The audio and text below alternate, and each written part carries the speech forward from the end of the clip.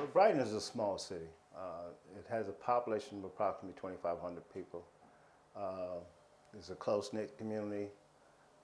Everybody pretty much know each other in this community. Brighton is a city that's like full of heart.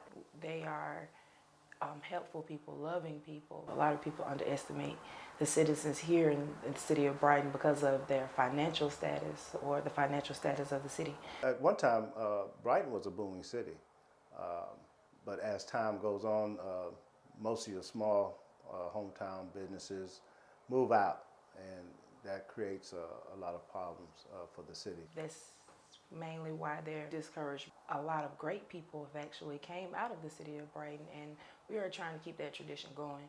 When you ain't got no work or no business in the city, people tend to move out and the city just goes down. The discipline in the city is shattered to pieces, and that's where a lot of the crime and murders and things of that nature happens here in the city. One person dead, several others injured in a shooting in the Brighton area. Breaking news this time out of Brighton, where a capital murder warrant has been signed against a man in the drive-by shooting death of a teenager. I grew up on the streets of Brighton, but unless you're from the city, you really don't know the magnitude of the crime. And I have been, affected myself. I've lost a brother, I've lost cousins, I've even lost a nephew. My son's name is Justin McKinney Johnson. He was 24 years old.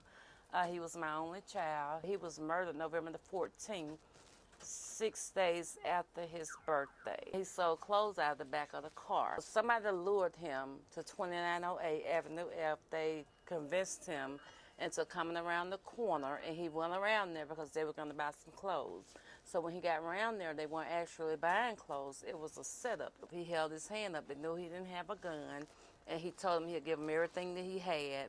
And after he gave everything to them, the other young man told him, what should we do? And he said, we're just going to shoot him. So the boy shot my child. And it's been 4 years now, and I'm still in shock. I still don't believe it. I still think that he's coming home. But I'm still fighting for justice. But, yeah, so it's been a nightmare.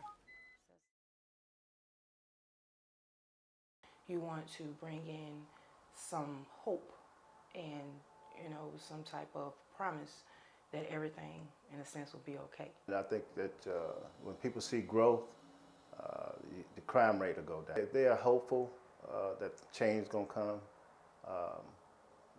there's going to be times where it's going to be rough, but this community has been strong, and they went through a lot, and they overcome a lot of situations.